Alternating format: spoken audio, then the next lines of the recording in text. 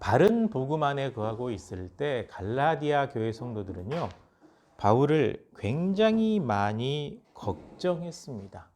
바른 복음을 믿고 있을 때 바울 사도에 대한 걱정이 얼마나 컸는지 바울이 이 편지에 이렇게 써놨죠. 여러분이 할 수만 있다면 눈이라도 빼서 나에게 주었을 것입니다. 이 내용에서 바울 사도가 안질이 있지 않았을까? 왜 하필이면 눈이냐? 바울 사도가 복음을 전할 때 눈 때문에 꽤 고생을 하니까 야, 이거 할 수만 있으면 이 눈이라도 빼서 바울 사도에게 줬으면 좋겠다. 가끔 그런 경우가 있잖아요.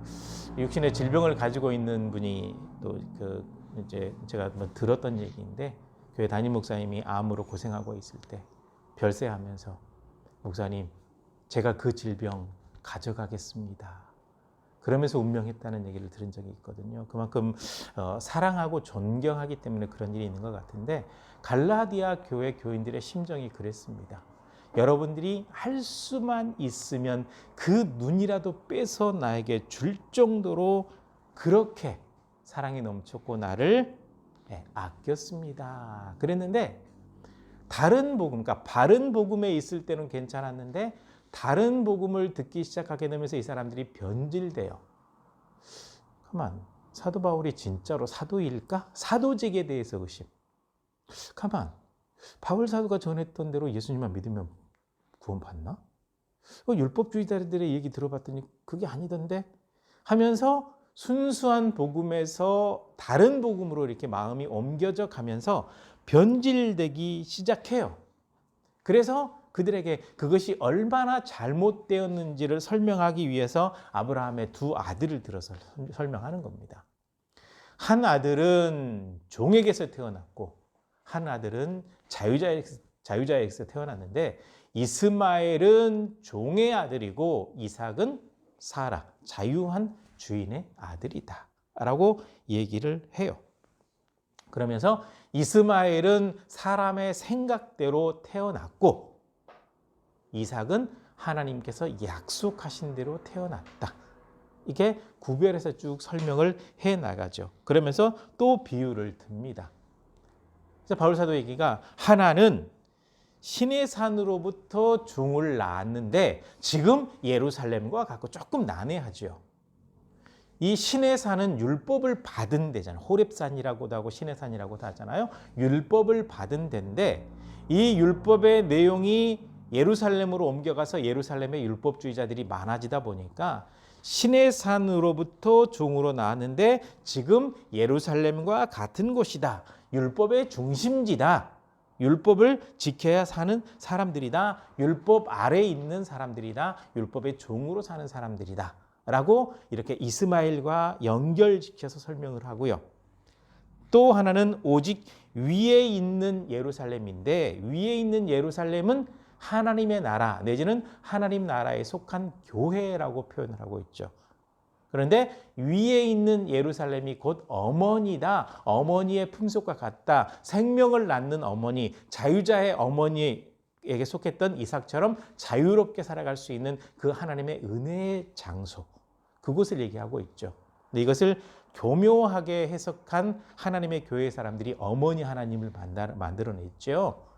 위에 있는 예루살렘은 어머니라고 얘기를 할 때 어머니 하나님을 얘기하는 것이 아니라 하나님 나라 내지는 하나님 나라에 속해 있는 교회, 생명을 잉태하는, 그리고 복음을 통해서 자유롭게 하나님의 자녀가 되게 할 수 있는 바로 그 장소, 그곳을 얘기하고 있는 겁니다. 그래서 바른 복음 아래에 있으면 자유로운데 율법 아래에 있으면 자유롭지 못하다. 이렇게 설명을 하죠. 그래서 구체적으로 이렇게 얘기하고 있습니다. 만약 여러분이 할례를 받았다면 그리스도는 더 이상 여러분에게 아무런 유익이 없습니다. 만약에 여러분들이 율법대로 할례를 받았다고 한다면 이제는 율법을 지켜야 되는 사람으로 들어갔습니다. 즉 율법주의의 말을 듣고 율법주의자가 되었다고 한다면 이제는 율법을 온전히 지켜야 되는 율법의 종, 율법에 억눌려 있는 사람들이 되게 되었습니다. 율법을 지켜서 의롭게 된다라고 얘기하는 그 사람들의 말을 듣고 율법을 지켜서 의롭게 되고자 한다면 여러분들은 이제 그리스도에게서 떨어져 나간 사람들이고 하나님의 은혜를 거부해 버린 사람들이 되는 것입니다. 그러니까 율법을 따라간다라는 것은 복음을 버리고 율법주의가 된다라는 거고, 율법주의자가 된다라는 얘기고, 율법주의자가 되게 되면 그리스도에서 멀어지게 되고 하나님 은혜에서도 멀어지게 된다라는 겁니다. 왜냐? 율법주의의 특징이 스스로 율법을 지키게 되면 의롭게 된다라고 생각을 했어요. 그러니까 스스로 노력을 해서 구원받을 수 있다라고 얘기하는 거와 일맥상통해 연결됩니다. 이 율법주의가 오늘날 그 포스트 모더니즘의 그 신앙 사상으로 연결이 되고 있거든요.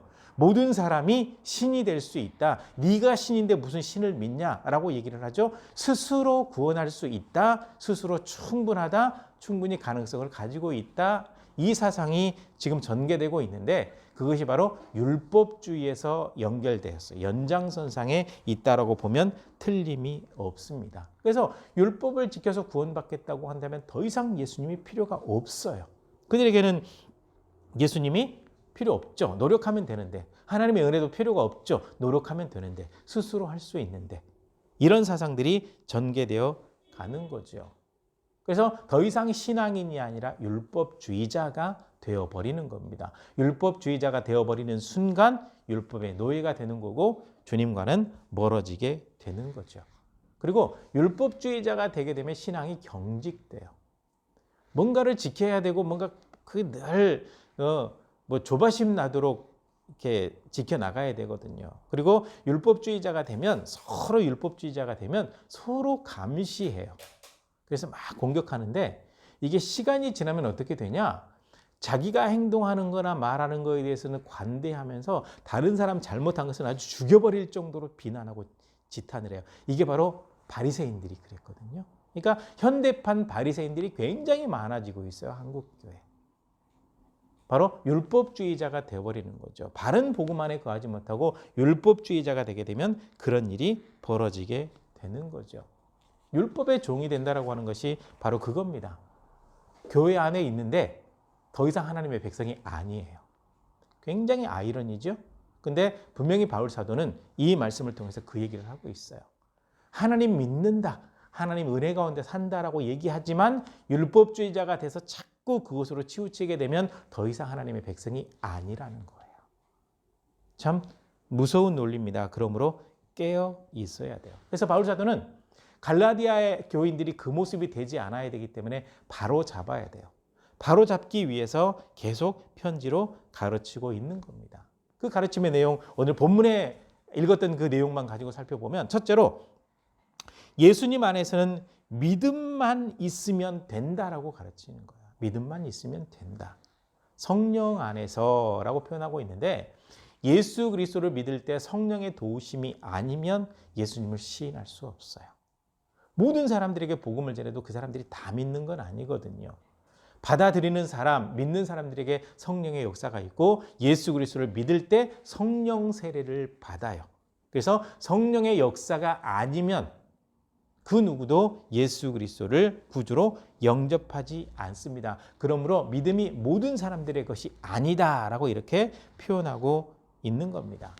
그래서 성령 안에서, 성령의 역사하심 안에서 믿게 되는데 성령의 역사하심이 언제 일어나게 되느냐? 하나님의 말씀을 가까이 할 때 일어나게 돼 있어요. 그러니까 너희가 들을 때 성령을 받았느냐라고 물었거든요. 사도행전에 이렇게 많이 표현되어 있는 게 너희가 들을 때 그리고 너희가 믿을 때 성령을 받았느냐라는 거죠. 그러니까 하나님의 말씀을 듣고 믿는 과정에서 성령의 역사가 있어요. 그래서 성령 안에서 믿을 때 올바른 소망, 하나님 나라의 소망을 가지고 살아가게 된다라는 거죠. 그렇게 되면 예수님 안에 있게 되니까 할례 받았냐 받지 않았냐 하는 것은 아무런 의미가 없다라는 거예요. 할례는 외적인 표시이거든요. 그래서 원래 할례는 하나님의 백성, 하나님의 소유라는 표시가 맞아요. 맞는데 요거는 아브라함의 후손에게만 해당이 되는 겁니다. 아브라함에게 속한 모든 사람들, 아브라함이 노예로 사온 모든 사람들, 아브라함의 집안에 속해 있는 사람들은 반드시 할례를 받도록 했어요. 그래서 이거는 이제 아브라함의 모든 후손들이 유대인이잖아요. 유대인들에게 한정이 되어 있습니다. 그래서 예루살렘, 사도행전 15장 예루살렘 회의를 하면서 이거는 옛날 아브라함에게 했던 그 약속과 연관되기 때문에 이방인들은 할례 받지 않아도 되고 믿으면 된다라고 회의에서 결정을 한 거죠. 그래서 그것을 계속해서 전파하고 있는 거죠. 그러면서 바울 사도는 또 이렇게 설명하는 겁니다. 이 구약에 능통한 사람이니까요. 아브라함이 믿음으로 의롭다고 인정을 받을 때 할례 받기 전이냐 할례 받고 난 다음이냐라고 묻는 겁니다. 아브라함이 하나님의 모든 말씀을 믿을 때 의롭다고 인정을 받았을 때는 할례 받았을 때가 아니라 할례 받기 훨씬 전입니다. 그러니까 믿음이 먼저인 거예요. 믿음이. 그러니까 중요한 것은 할례를 받았냐 받지 않았냐와 상관없이 아브라함이 믿을 때 의롭다고 인정을 하나님께서 해주셨던 것처럼 할례 받았냐 받지 않았냐 이거는 예수님 안에서 아무런 의미가 없다. 이거는 율법주의자들이 주장하는 거다. 오직 예수 그리스도를 믿게 되면 육신의 어떤 표시를 갖지 않아도 영적으로 이미 표시를 가지고 있는 거예요. 그래서 그 표시를 하나님께서 이마에다가 도장을 찍었다라고 표현을 하죠. 이마에 인맞은 자라고 하죠. 도장 찍힌 자라는 얘기예요. 하나님의 백성이라는 표시가 있다라는 거죠. 그걸 분명히 말씀을 하고 있습니다. 그래서 믿음이에요, 믿음. 율법주의가 아무리 많은 것을 주장해도 분명한 것은 아브라함도 할례 받기 전에 믿음으로 의롭다 인정받았다. 우리도 믿음으로 의롭다 인정을 받으면 그것으로 족하지 더 이상 다른 조건은 필요가 없다라는 거죠. 그래서 하나님의 백성이 되는 유일한 방법은 예수 그리스도를 믿는 거예요. 그리고 예수 그리스도를 믿는 사람이 어떻게 살아갈 건가 이렇게 돼야지 이런 조건을 다 지켜야 하나님의 백성이 된다라고 하는 잘못된 논리는 버려라. 거기에 빠지지 마라라고 분명히 말씀을 하고 있는 겁니다. 그래서 예수 그리스도 안에서 믿음만 있으면 된다라고 분명히 가르치고 있는 겁니다. 그리고 또 한 가지는 잘못된 교훈은 진리를 믿지 못하게 하려고 전파되는 것이다라고 가르치고 있습니다. 갈라디아 교회 교회들이 예수님을 잘 믿었어요. 말씀대로 순종도 잘했고 칭찬받을 만한 믿음이다라 그랬는데 이들의 믿음이 변하기 시작해요. 언제 변했냐? 다른 것을 따라가게 되면서 다른 것을 배우면서 다른 복음을 배우면서 믿음이 달라지기 시작했다라는 거죠. 바른 믿음이 아니라 바른 복음이 아니라 다른 믿음을 가지고 있다가 믿음이 흔들리게 되다 보니까 진리에서 어긋나요. 진리는 예수 그리스도께서 십자가 못 박혀 돌아가셨습니다. 피 흘리셨습니다. 그 피값으로 모든 사람들의 죄는 다 사해졌습니다. 예수 그리스도를 믿으면 하나님의 자녀입니다. 이게 바른 진리인데 예수 그리스도를 믿는다고 해도 율법의 이 모든 항목들을 지켜야지 지키지 않으면 구원받지 못합니다.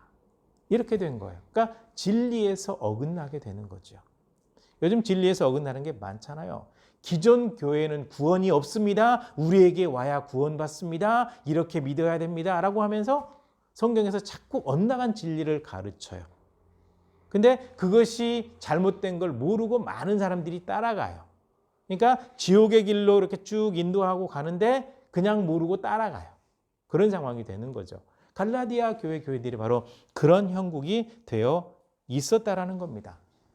그래서 분명히 얘기하는 거죠. 율법주의는 사람에게서 나온 거라는 거예요. 사람에게서. 그래서 기억하세요. 율법과 율법주의는 달라요. 율법, 이게 자꾸 율법, 구약이 필요 없다라고 얘기하는 분들이 있는데 구약의 말씀에 근거하지 않으면 신약의 모든 것들이 하나도 이루어지지 않아요. 구약의 말씀이 너무너무 중요하거든요. 그 다음에 율법이 참 중요합니다. 오늘날 우리 신앙인들에게도 중요해요. 이 율법을 완벽하게 지킬 수 있는 사람은 물론 없습니다. 실수할 수 있어요. 그런데 율법은 중요합니다. 왜냐하면 이 율법의 내용이 하나님을 사랑하는 법, 자기를 사랑하는 법, 이웃을 사랑하는 법, 이 내용이거든요. 자꾸 율법을 다른 식으로 해석하고 있는데 그렇게 해석하지 말고 이 기본 틀에서 해석해야 돼요. 율법은 어떻게 하면 하나님을 진심으로 사랑할 것인가? 어떻게 하면 나 자신을 거룩하게 지켜나갈 것인가? 어떻게 하면 이웃을 참되게 사랑할 것인가. 이것을 성경대로 배우고 지켜나간다고 한다면 그게 율법에 충실한 사람이에요. 그런데 율법주의는 달라요. 율법주의는 해석에 해석을 더하고 해석에 해석을 더하면서 해석하는 과정에서 사람의 생각이나 감정이 들어가요. 이렇게 해서 만들어진 것이 율법주의거든요.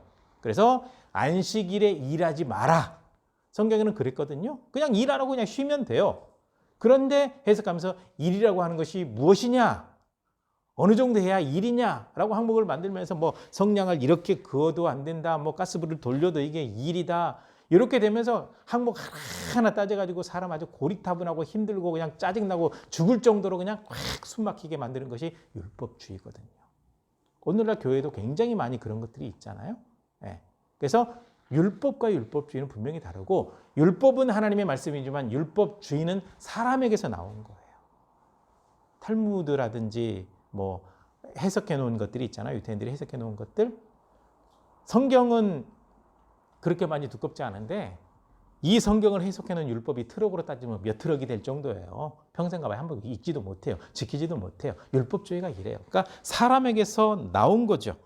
그래서 사람에게서 나온 거기 때문에 자꾸 그것을 강요하다 보면 진리에서 멀어지게 만들어요. 하나님의 말씀대로 살지 못하게 만들어요. 바른 믿음을 갖지 못하게 만든다라는 거죠. 그래서 율법주의는 잘못된 교훈이고 진리를 믿지 못하게 만든다라고 바울 사도가 선언하면서 가르치고 있는 것입니다.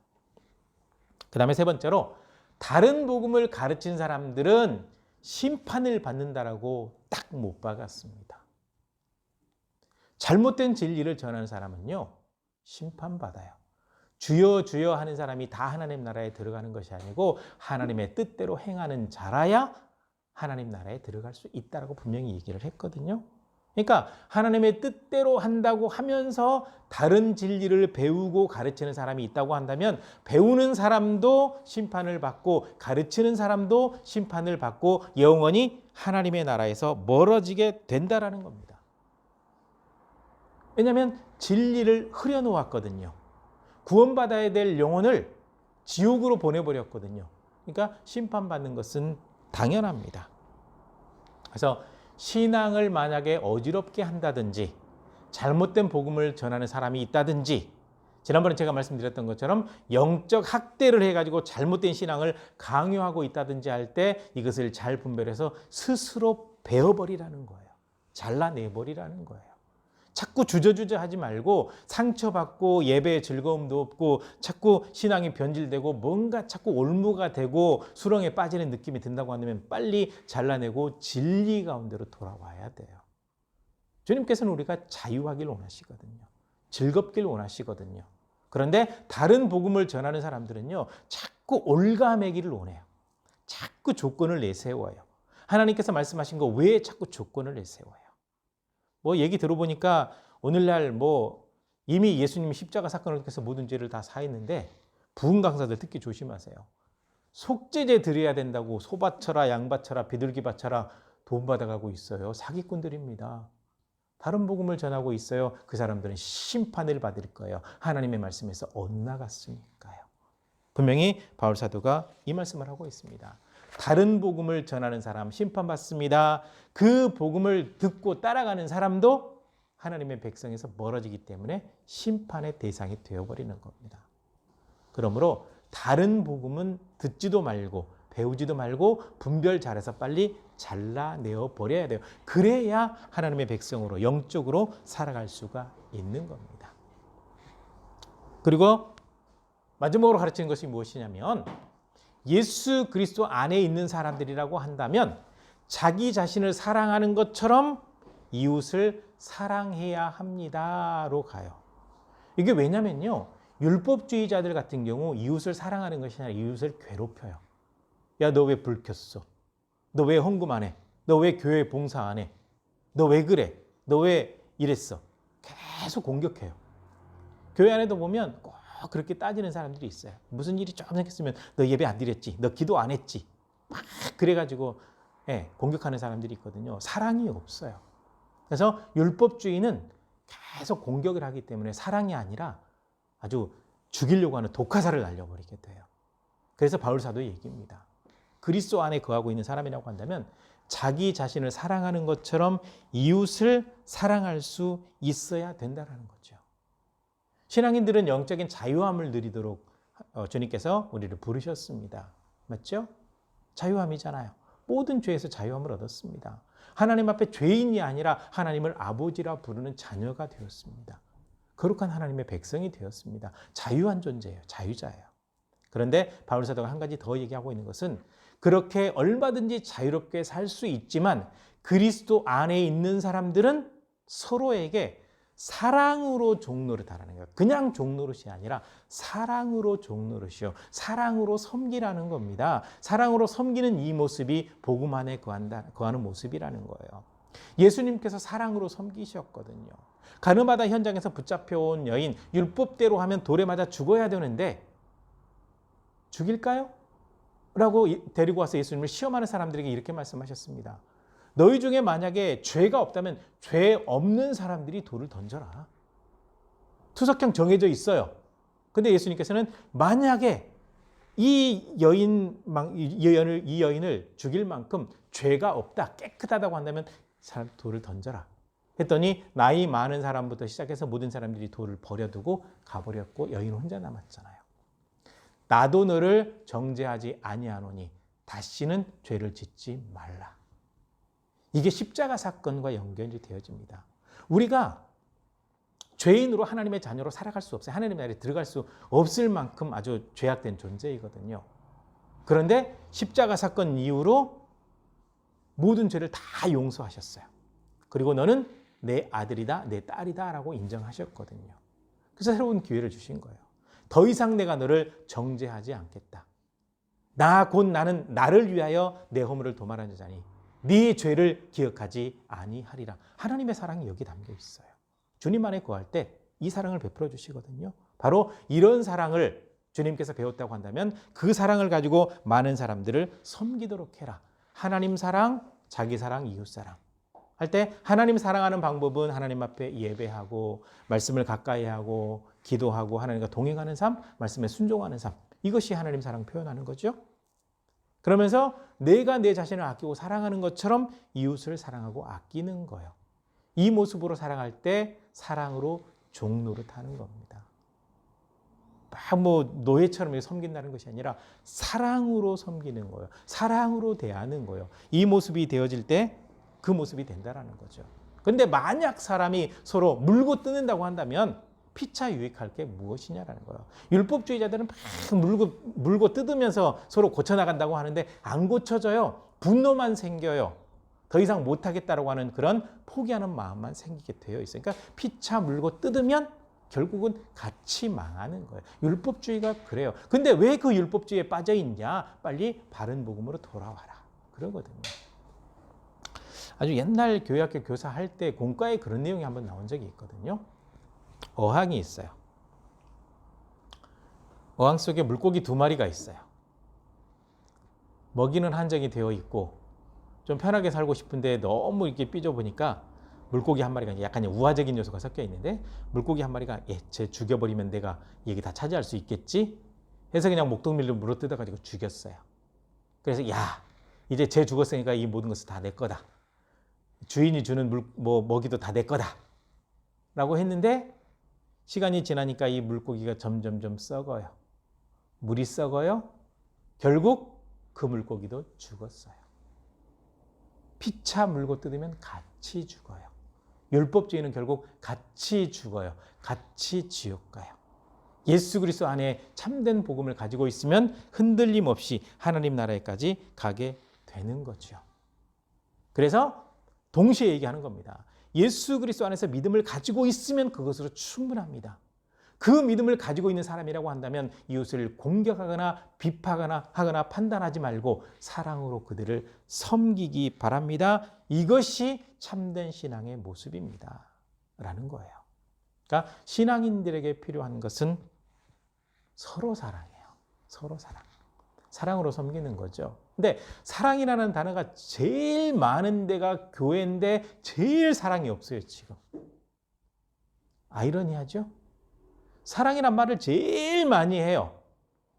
그런데 제일 많이 사랑하지 않는 공동체가 교회입니다. 그리고 또 한 가지, 예수님 믿는 사람들의 가정이 훨씬 많이 망가져 있어요. 사랑을 실천하지 않으니까. 그러므로 믿는 사람들은 순서를 정합시다. 믿는 사람들은 하나님의 말씀을 듣고 배웠으면요, 가족들에게 먼저 사랑으로 종노릇하세요. 가족들에게 1번입니다. 하나님께서 주신 공동체, 가장 소중한 사람들. 부부는 서로 무촌, 자녀 관계는 일촌, 제일 중요하니까. 그렇게 하나님께서 만들어 놓으셨거든요. 그러니까 사랑으로 종노릇할 때 다른 데서 하지 말고 제일 먼저 가족들에게 인정을 받아야 돼요. 그러니까 가족들에게 인정받지 못하는 사람은 목회자도 시키지 말고 장로도 권사도 안수집사도 시키지 말고 그렇게 해야 돼요. 그게 성경적이에요. 집에서는 폭구 노릇하고 교회 와서는 뭐 아주 천사처럼 하니까 아이고 대단하고 좋은 분 딱 시켜놔봤더니 자녀들은 교회도 안 나오고 나중에 뭐 불교로 가고 천주교로 가고 자녀들은 뿔뿔이 흩어졌고 혼자만 뭐 척 꽝이에요. 꽝. 믿는 사람들은 가족들에게, 그 다음에 믿는 사람들은 같이 믿는 성도들에게 사랑으로 종노릇. 그리고 난 다음에 이웃과 내가 만나는 모든 사람들에게. 순서가 이렇게 돼야 돼요. 근데 순서가 거꾸로 돼가지고 밖에서 잘하고 안에서 못하잖아요. 이것은 절대로 신앙인의 모습이 아니에요. 하나님께서 정해준 모습이 아니에요. 사랑으로 종노릇이라고 얘기를 할 때 먼저 예수 그리스도를 믿는 믿음이 굳건해야 돼요. 말씀으로 늘 무장해야 돼요. 그리고 그 말씀에 대한 실천, 하나님의 명령에 대한 실천을 가족들에게 먼저, 그 다음에 믿는 공동체 안에서, 그리고 이웃과 만나는 사람들에게. 이렇게 실천해 나갈 때 주님의 사랑이 퍼져나가게 되고 사랑으로 종노릇에서 섬긴 그 모습을 통해서 많은 사람들이 아하, 하나님은 살아계시구나 라고 인정을 하게 되는 거거든요.